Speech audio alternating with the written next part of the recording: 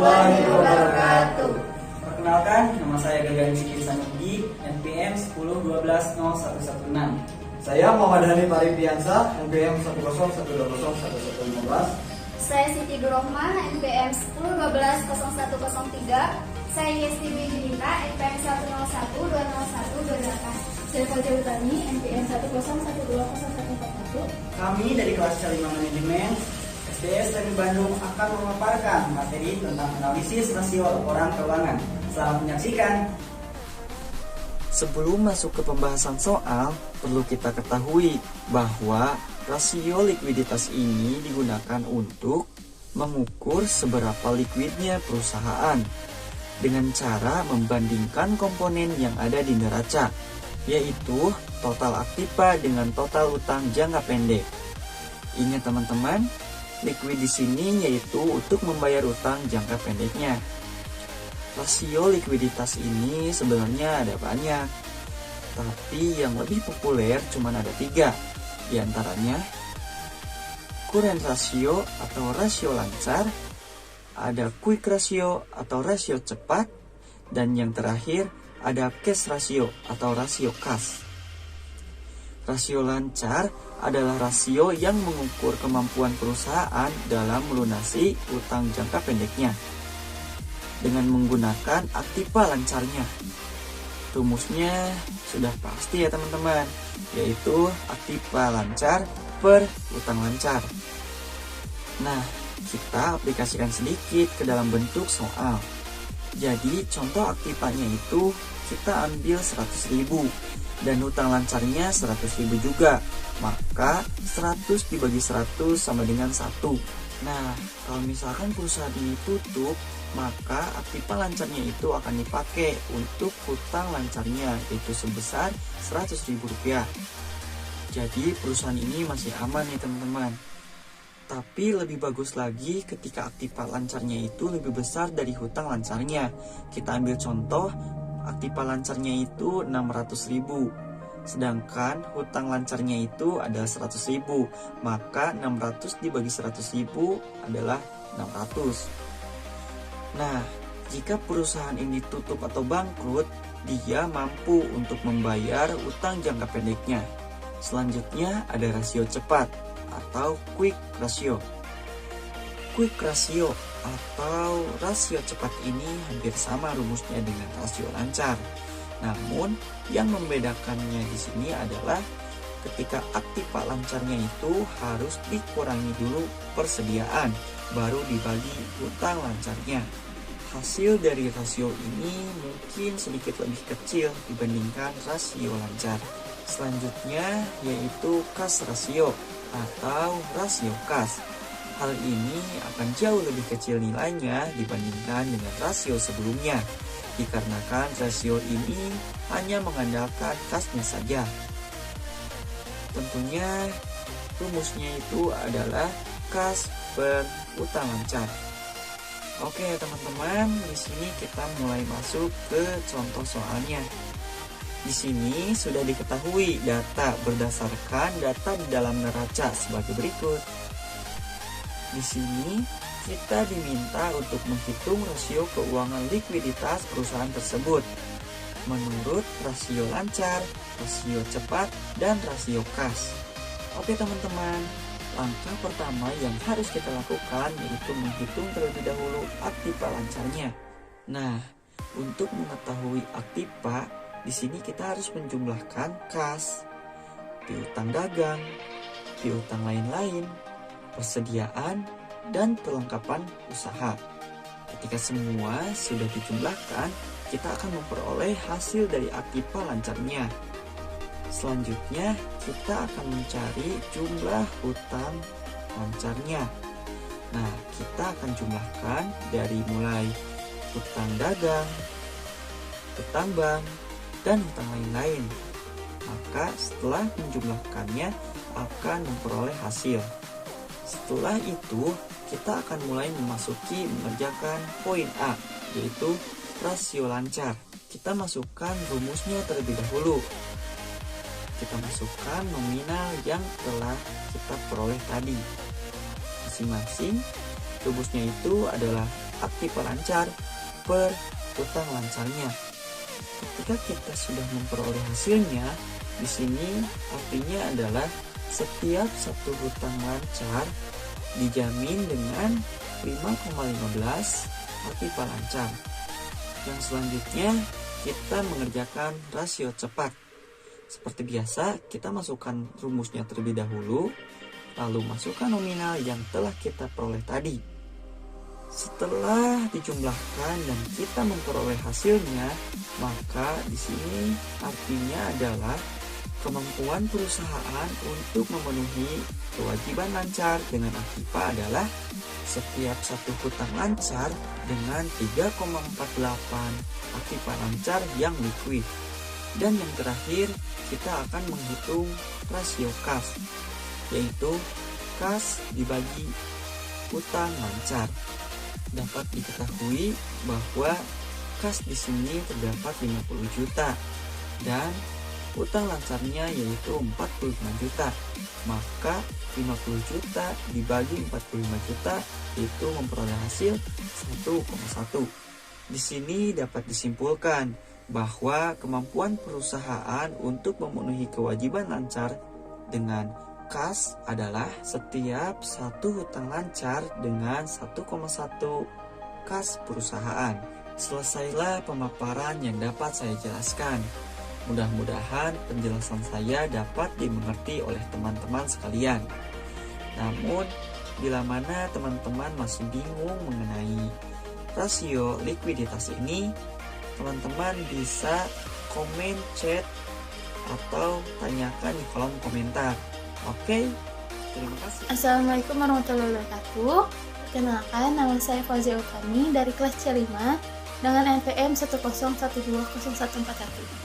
Di video kali ini, saya akan menjelaskan tentang rasio manajemen aset. Pengertian dari rasio manajemen aset adalah, menurut Brigham dan Hobson, rasio aktivitas atau rasio manajemen aset atau aset manajemen rasio adalah suatu ukuran untuk melihat seberapa efektif suatu perusahaan dalam mengelola aset, tentu saja dalam rangka untuk meraih manfaat ekonomis. Analisis rasio manajemen aset. Data-data laporan keuangan dapat digunakan untuk memahami penyebab suatu perusahaan memiliki kinerja seperti zaman sekarang dan memprediksi arah yang akan dituju. Fungsi dan manfaat laporan keuangan sangat besar bagi pertumbuhan dan perkembangan perusahaan. Selanjutnya, fungsi laporan keuangan dapat menunjukkan dan digunakan oleh satu, manajemen perusahaan untuk memperbaiki kinerja. Yang kedua adalah kreditur untuk mengevaluasi kemungkinan tertagihnya pinjaman. Dan yang ketiga ada pemegang saham untuk memprediksi laba, dividen, serta harga saham. Jika perusahaan memiliki banyak aset, maka biaya modalnya terlalu tinggi dan labanya akan tertekan. Di pihak lain, jika aset terlalu rendah, penjualan akan menguntungkan akan hilang, menurut para ahli. Selanjutnya adalah contoh-contoh rasio manajemen aset, yaitu ada 4. Yang pertama adalah rasio perputaran, yang kedua adalah jumlah hari penjualan, yang ketiga ada rasio perputaran aset tetap, dan yang terakhir ada rasio perputaran aset total. Yang pertama adalah rasio perputaran persediaan. Rumusnya adalah rasio perputaran persediaan sama dengan penjualan dibagi persediaan. Rata-rata industrinya adalah 10,9. Ini adalah contoh analisis rasio perputaran persediaan. Berdasarkan data-data dari contoh laporan neraca perusahaan di samping, maka kita menghitung inventory turnover ratio adalah sebagai berikut. $3.000 dibagi $615 sama dengan 4,9. Rata-rata industri adalah sebesar 10,9. Gambaran sederhananya adalah setiap barang dalam persediaan perusahaan tersebut yang terjual dan diganti kembali atau berputar sebanyak 4,9 kali per tahun. Yang kedua ada jumlah hari penjualan belum tertagih. Rumusnya adalah utang dibagi rata-rata penjualan per hari. Rata-rata industrinya adalah 36 hari. Rasio jumlah hari penjualan belum tertagih. Average collection period ratio adalah rasio manajemen aset yang digunakan untuk melayan piutang usaha. Rasio aset manajemen ini dihitung dengan membagi piutang usaha dengan hari penjualan rata-rata yang untuk mencari beberapa hari penjualan terikat dalam piutang usaha. Rasio jumlah hari penjualan belum tertagih mencerminkan lamanya waktu rata-rata perusahaan untuk menunggu setelah melakukan penjualan dan belum menerima kas. Perhitungannya adalah piutang dibagi buka kurung penjualan tahunan dibagi 365 buka kurung tutup kurung. Piutangnya adalah $375 dibagi penjualan tahunan $3.000 dan dibagi 365 sama dengan $3.775 dibagi $8.219 sama dengan 46 hari. Rata-rata industrinya adalah 36 hari. Hal ini menunjukkan bahwa rata-rata pelanggan tidak melunasi tagihannya. Yang ketiga ada perputaran aset tetap. Rasio perputaran aset tetap dengan rumus penjualan dibagi aset tetap bersih. Rata-rata industrinya adalah 2,8. Fixed asset turnover ratio adalah rasio aset manajemen untuk mengukur seberapa efektif perusahaan menggunakan pabrik dan peralatannya. Rasio ini menghitung rasio penjualan terhadap aset tetap bersih. Dan bila menggunakan contoh laporan keuangan perusahaan TBK di atas, maka akan diperoleh rasio perputaran aset tetap sebesar $3.000 dibagi $1.000 sama dengan 3 kali. Rata-rata industrinya adalah 3,8. Jadi, berdasarkan angka di atas, rasio perputaran aset tetap perusahaan berada di atas rata-rata industri. Ini menunjukkan perusahaan paling tidak menggunakan aset tetapnya seintensif perusahaan lain di dalam industri. Dan yang terakhir ada rasio perputaran aset total. Rumusnya adalah penjualan dibagi aset total. Rata-rata industrinya adalah 1,8. Penjelasannya adalah rasio manajemen aset atau aset manajemen rasio. Yang terakhir adalah rasio perputaran aset total atau total asset turnover ratio. Total asset turnover ratio adalah rasio manajemen untuk mengukur perputaran seluruh aset perusahaan dan dihitung dengan membagi penjualan dengan total aset. Sehingga bila dituliskan dalam rumus persamaan total aset turnover ratio adalah sebagai berikut. Tato sama dengan penjualan dibagi total aset, yaitu $3.000 dibagi $2.000 sama dengan 1,5. Rata-rata industri adalah 1,8. Dari contoh di atas, sedikit lebih rendah dari rata-rata industri. Hal ini menunjukkan bahwa perusahaan tersebut tidak menghasilkan cukup penjualan jika melihat jumlah total asetnya.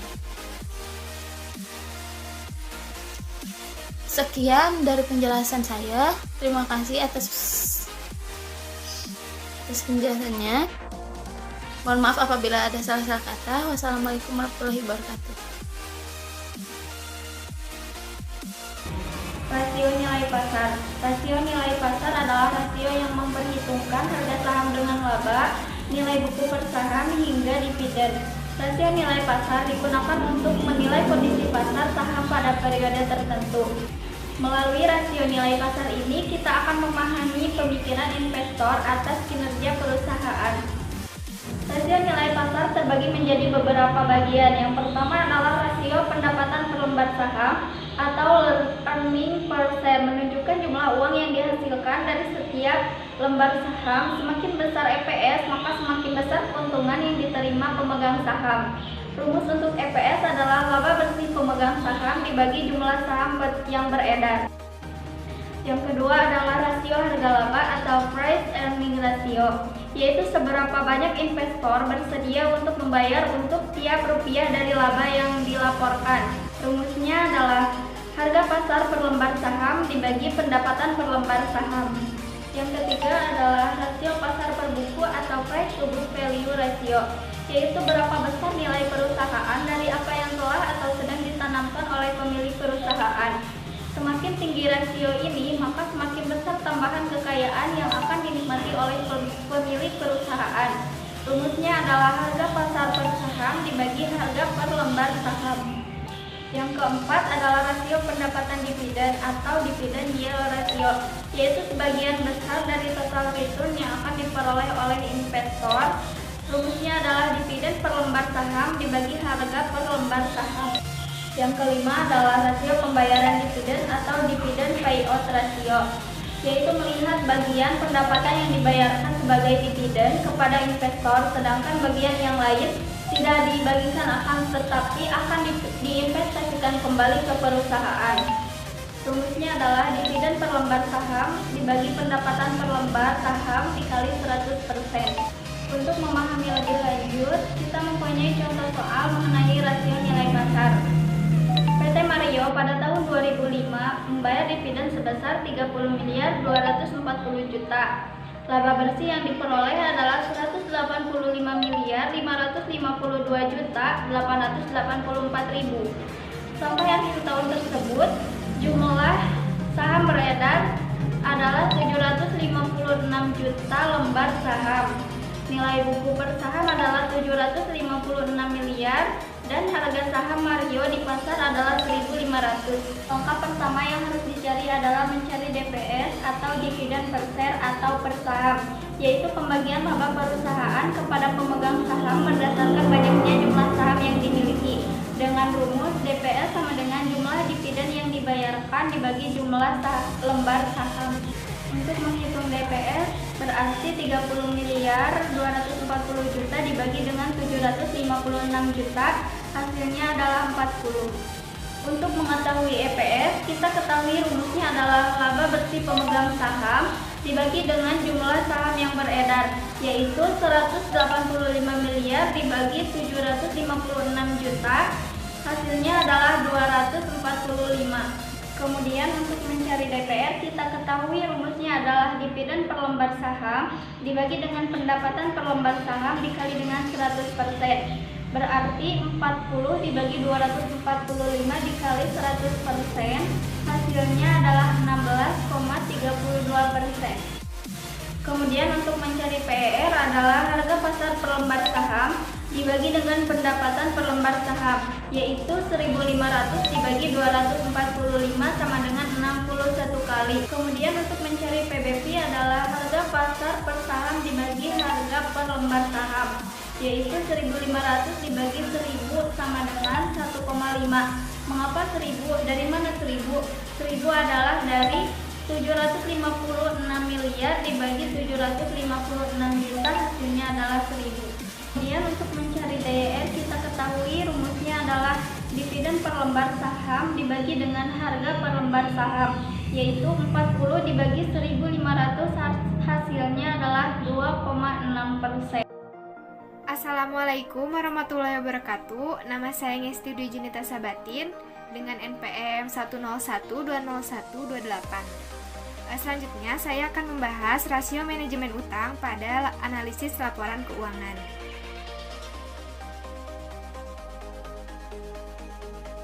Rasio utang atau debt ratio adalah rasio solvabilitas yang mengukur total kewajiban perusahaan sebagai persentase dari total asetnya. Nah, dalam arti tertentu, debt ratio ini menunjukkan kemampuan suatu perusahaan untuk melunasi kewajibannya dari aset yang dimilikinya. Nah, lalu bagaimana cara menghitung rasio manajemen utang? Kita lanjut ke pembahasan soal. Di sini saya sudah menyediakan 2 buah pembahasan soal. Dengan yang pertama saya ingin membahas rasio modal dengan aktiva, dan yang soal kedua saya akan membahas rasio modal terhadap likuiditas. Kita masuk ke pembahasan soal yang pertama, yaitu dengan soal jika perusahaan ABC memiliki neraca sebagai berikut. Yang pertama adalah ada saham sebesar 420 juta, kemudian ada laba ditahan sebesar 145 juta, ada ada kas sebesar 25 juta, piutang dagang sebesar 75 juta, barang dagangan sebesar 200 juta, ada biaya mesin 250 juta, biaya bangunan 350 juta, biaya tanah 100 juta, dan obligasi sebesar 180 juta. Yang ditanyakan adalah, maka berapakah solvabilitas perusahaan memakai rasio modal dengan aktiva? Kita harus ketahui dulu, yang pertama adalah rumusnya, rumus dari rasio modal dengan aktiva. Rumus dari rasio modal dengan aktiva itu adalah modal sendiri dibagi dengan total aktiva dikali 100%. Karena di soal belum diketahui berapa modal sendirinya, maka kita harus mencari modal sendirinya terlebih dahulu. Nah, modal sendiri itu saham ditambah dengan laba ditahan, yaitu 420 juta ditambah 145 juta sama dengan 565 juta. Kemudian kita harus mencari total aktivanya. Nah, total aktiva itu kas ditambah dengan piutang dagang, ditambah dengan barang dagangan, ditambah dengan biaya mesin, kemudian ditambah dengan biaya bangunan, dan ditambah dengan biaya tanah, yaitu 25 juta, ditambah 75 juta, ditambah 200 juta, ditambah 250 juta, ditambah 350 juta, dan ditambah 100 juta, sama dengan 1 miliar. Lalu kita, karena keduanya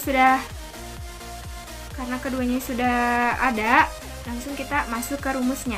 Rumus rasio modal dengan aktiva. Rumusnya sendiri adalah modal sendiri dibagi total aktiva dikali 100%. Berarti 565 juta dibagi dengan 1 miliar dikali 100%. Hasilnya adalah 56,5%. Angka ini menunjukkan bahwa perusahaan mampu melunasi kewajibannya dengan aset yang dimilikinya. Kenapa? Karena angka ini berada di atas rata-rata industrinya. Lalu kita masuk ke pembahasan soal yang kedua. Di sini saya sudah menyajikan yang kedua adalah perusahaan DIF memiliki total aktiva sebesar 8 juta. Hutang lancarnya sebesar 15 juta dan hutang jangka panjangnya sebesar 23 juta. Maka berapa rasio hutang terhadap ekuitasnya? Sebelumnya kita harus mencari dulu supaya agar gampang dihitungnya ya.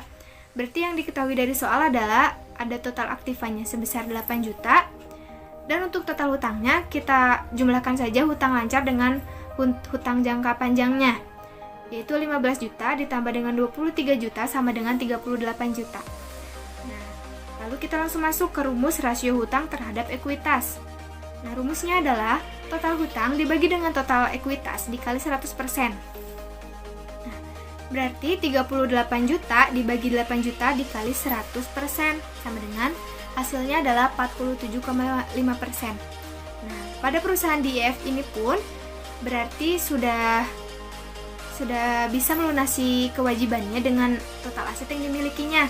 Karena angka 47,5% ini angka ini sudah berada di atas rata-rata industri, karena rata-rata industri rasio terhadap ekuitas ini adalah sebesar 34,5%. Berarti perusahaan DIF sudah mampu melunasi kewajibannya dengan total aset yang dimilikinya. Sekian saja dari saya. Terima kasih atas perhatiannya. Rasio profitabilitas. Rasio profitabilitas merupakan rasio yang bertujuan untuk mengetahui kemampuan perusahaan dalam menghasilkan laba selama periode tertentu dan juga memberikan gambaran tentang tingkat efektivitas manajemen dalam melaksanakan kegiatan operasinya. Efektivitas manajemen di sini dilihat dari laba yang dihasilkan terhadap penjualan dan investasi perusahaan. Oke, yang pertama di sini ada jenis-jenis rasio profitabilitas. Yang pertama ada margin operasi. Margin operasi adalah salah satu dari beberapa faktor yang digunakan untuk menilai profitabilitas perusahaan. Margin operasi menunjukkan kepada investor dan pemangku kepentingan lainnya seberapa baik organisasi itu dikelola dan apa risikonya berinvestasi di dalam perusahaan. Untuk rumusnya, margin operasi adalah pendapatan operasi dibagi pendapatan lalu dikali 100%. Nah, ini untuk contoh soal margin operasi. Dalam laporan laba rugi tahun 2020, perusahaan tembakau DKS mencatat bahwa total pendapatan mencapai 12 miliar rupiah. Pendapatan operasional belum pajak 4,5 miliar setelah dikurangi seluruh biaya operasional sebesar 800 juta. Berapa margin operasionalnya? Nah, untuk penyelesaian tersebut diselesaikan dengan cara 4 miliar 500 juta dibagi 12 miliar 500 juta lalu dikali 100% dan hasilnya sama dengan 36%. Nah, dapat disimpulkan bahwa dalam hasilnya margin operasi sebesar 36% mampu dihasilkan oleh perusahaan tembakau DKS. Nilai tersebut lebih rendah dari margin rata-rata perusahaan. Artinya perusahaan memiliki margin operasi yang kurang baik dan perlu ditingkatkan. Untuk yang kedua ada margin laba. Rasio ini yang mengatur besarnya laba bersih perusahaan dibandingkan dengan penjualannya. Rasio ini mengukur laba bersih setelah pajak terhadap penjualan. Semakin tinggi margin laba, maka semakin baik operasi suatu perusahaan. Net profit margin dihitung dengan rumus laba bersih setelah pajak dibagi dengan penjualan dikali 100%. Untuk contoh soalnya seperti berikut. PT Indofood CBP pada laporan keuangan ICBP 31 Desember 2019 diketahui laba tahun berjalan sebesar 5.360.209 dan total penjualan sebesar 42.296.703. Dengan demikian rasio margin laba bersih ICBP yaitu kita masukkan ke dalam rumus 5.360.29.000 dibagi dengan 42.296.703 lalu dikali dengan 100% dan hasilnya 12,7%. Nah, untuk kesimpulan, berdasarkan perhitungan di atas menunjukkan nilai 12,7 dapat disimpulkan bahwa perusahaan dalam kondisi yang baik dalam menghasilkan laba. Hal ini karena rasio profit margin perusahaan selama tahun 2019 berada di atas rata-rata industri. Pengembalian atas total aset. Pengembalian atas total aset atau return on total asset atau bisa disebut dengan ROE adalah rasio laba bersih terhadap total aset. Dengan rumusnya laba neto per total aset dikali 100%. Nah, untuk contoh soalnya sebagai berikut. Berdasarkan laporan keuangan per tanggal 31 Desember 2017, laba bersih atau net income PT Waskita Karya Persero adalah 1,13 triliun, sedangkan total asetnya ialah sebanyak 61,433 triliun. Nah, berapakah ROE atau return on asset, tingkat pengembalian aset pada PT Waskita Karya Persero? Nah, untuk menjawab soal tersebut kita bagikan 1.713 dibagi dengan 61,433 triliun dikali 100% dan hasilnya adalah 2,79%. Nah, Kesimpulannya, berdasarkan hasil perhitungan pengembalian atas total aset diketahui bahwa nilai 2,79 berada di bawah rata-rata industri. Ini menandakan bahwa perusahaan belum menggunakan serta memanfaatkan asetnya secara menguntungkan.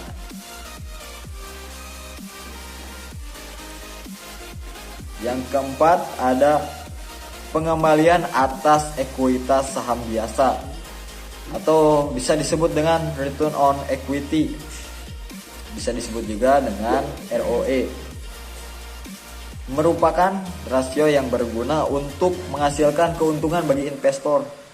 ROE ini termasuk dalam rasio profitabilitas jika dilihat dari neraca.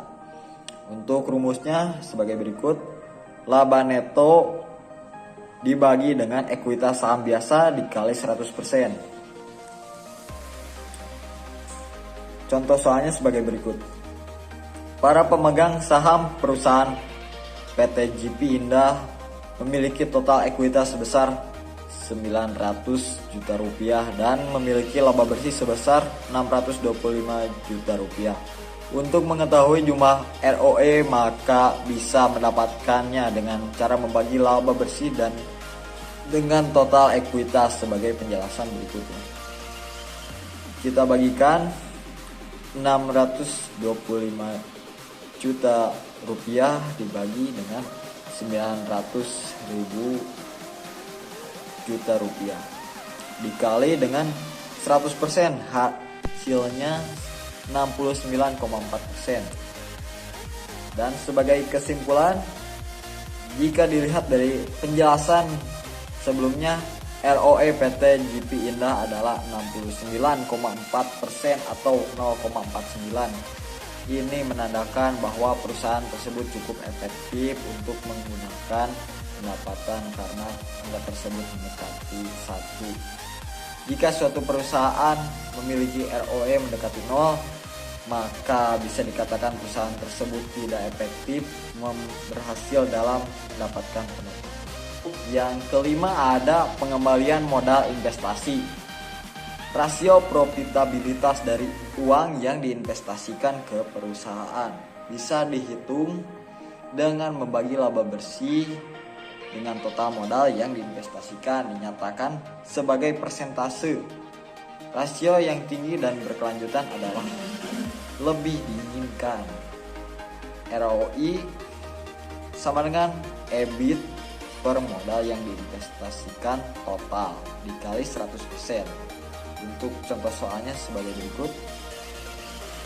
Perusahaan Maju Bersama melakukan investasi sebesar 500 juta rupiah kepada sebuah usaha berjualan produk kendaraan. Perusahaan Maju Bersama ternyata mendapatkan penjualan sebesar 1000 unit kendaraan. Dari penjualan tersebut, perusahaan mendapatkan keuntungan sebesar 600 juta rupiah. Untuk ROI-nya kita hitung. Yang pertama kita kurangi dulu 600 juta dikurangi 500 juta, lalu dibagikan dengan 500 juta, lalu dikali dengan 100% dan hasilnya 20%.